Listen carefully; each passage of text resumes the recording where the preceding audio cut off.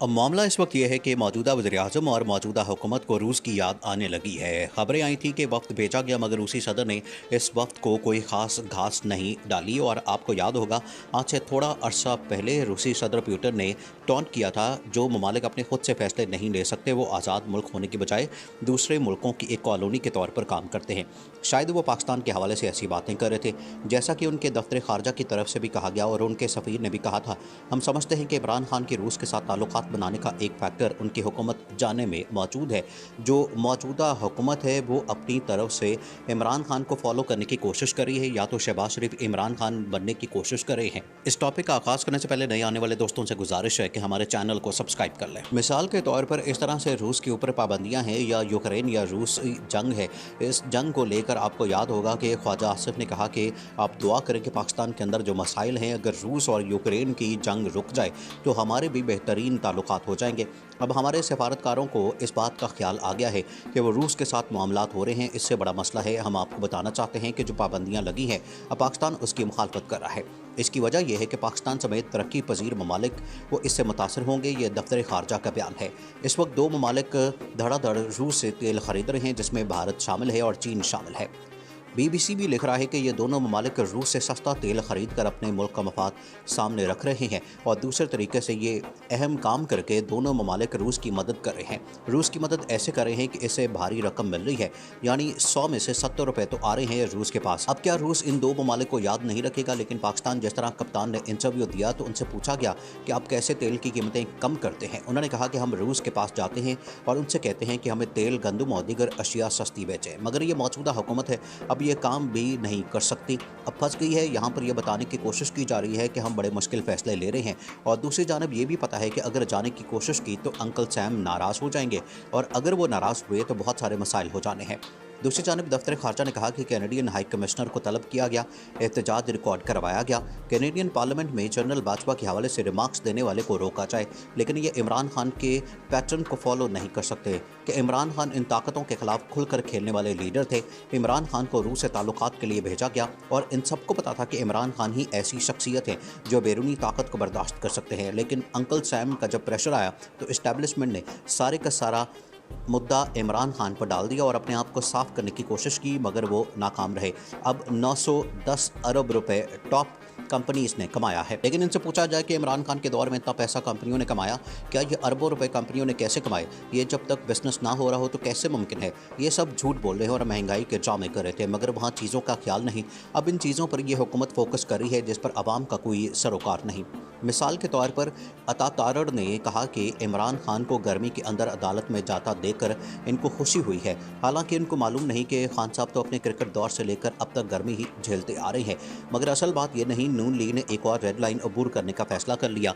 वो क्या है अब जानते हैं। आर्टिकल 6 सिर्फ हुकूमत लगा सकती है। पाकिस्तान तहरीक इंसाफ के खिलाफ आर्टिकल 6 के तहत मुकदमात की कोशिश शुरू कर दी गई है। जिन रहनुमाओं के खिलाफ आर्टिकल 6 लगाने के हवाले से बात हो रही है उनमें उमर सरफराज चीमा, कासिम सूरी, फवाद चौधरी। पंजाब हुकूमत कासिम सूरी के खिलाफ ऐसा कैसे कर सकते हैं? इस हुकूमत को तो पता नहीं है कि पहले ये मुशर्रफ पर लगवा चुकी है आर्टिकल 6, मगर इस हुकूमत की टांगें कांप रही होती हैं। अब यहाँ पर आर्टिकल 6 का हाल हो जाना है, मगर अब होगा क्या? लोगों को मालूम है कि नून लीग कानून को ज़ाती चीज़ों के लिए इस्तेमाल करती है। अब लोगों को आइडिया भी होता है, इनको पता भी है। अब इलेक्शन कमीशन बहुत दबाव के अंदर है और वो दबाव के अंदर क्यों है? इसके लिए इसे कहा जा रहा है कि अगर ज़िमनी इलेक्शन है और अगर उन्होंने इसमें बेहतर काम ना किया तो आम इंतखाबात में उनके लिए मुश्किल हो सकती है। सिंध में बल्दियाती इलेक्शन के लिए तैयारियाँ शुरू हो रही हैं। NA 140 में 10% से कम टर्नओवर था। लड़ाई झगड़े हुए, अब जीतने और हारने वाली पार्टी अदम एतमाद कर रही है। अब इलेक्शन कमीशन को पाक फौज और दीगर सिक्योरिटी इदारों ने मुकम्मल यकीन दहानी दिलवाई है। इमरान खान की जानब से मुख्तदर हल्कों के नट बोल्ट कसने का आगाज जो कल से हो चुका था, अब ये मामला बहुत आगे बढ़ता जा रहा है। सूरत हाल के अंदर संगीनी आती जा रही है और पहले जो नाम इशारों कनाइयों में लिए जाते थे अब खुलकर नाम लिए जा रहे हैं, बल्कि खुलकर बातें की जा रही हैं। यह बताया जा रहा है कि मुल्क के मौजूदा मुआशी हालात का जिम्मेदार कौन है, इसके हवाले से बहुत सी डिटेल्स हैं। जबकि ज़िमनी इलेक्शन के हवाले से इमरान खान ने इंकशाफ किया कि एक ब्रिगेडियर की कोशिश है कि पीटीआई ना जीत सके। ये बहुत बड़ा इंकशाफ था। इस ज़िमनी इलेक्शन में 15 से 20 करोड़ का सौदा हो रहा है और इस हवाले से बहुत कुछ तफसीलात है। हमजा शहबाज शरीफ किस तरह से रंगे हाथों पकड़ा गया, दूसरी जानब कुछ और डेवलपमेंट्स हुई, मुशर्रफ की वापसी का फैसला ना करके किस तरह से जनरल मुशर्रफ की फैमिली ने नवाज शरीफ की वापसी के रास्ते बंद किए, डील क्या थी, मामला क्या था, इस हवाले से नया इंकशाफ आया। अवामी मुस्लिम लीग के सरबराह शेख रशीद ने कहा कि मुशर्रफ का पाकिस्तान आने से इनकार नवाज शरीफ के पाकिस्तान में आने में रुकावट बन गया। मुआवने खसूसी का जुमा बाजार लगा है, मईशत, वेंटिलेटर और निज़ाम बर्बाद हो रहा है। इन्होंने जिस जानिब इशारा किया जब DG ISPR ने कहा कि इदारा यह चाहता है कि मुशर्रफ वापस आए, जिसके बाद नवाज सीधा सीधा लेट गए।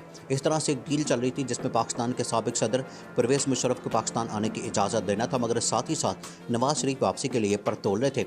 अगर मुशर्रफ को आने दिया जाता तो नवाज शरीफ के हवाले से भी इसी तरह से चीज़ें चलाई जानी थी। उसके बाद नवाज शरीफ के वीज़े कैंसिल होने की खबरें आ रही हैं। UK में मसाइल बनते जा रहे हैं, जबकि वो पाकिस्तान आते हैं तो उनकी गिरफ्तारी हो सकती है। इस वक्त एतमाद का फुकदान है। इसहाक डार को पहले टेस्ट केस के तौर पर भेजा जा सकता है और मियां नवाज शरीफ अभी भी ट्रस्ट नहीं कर रहे।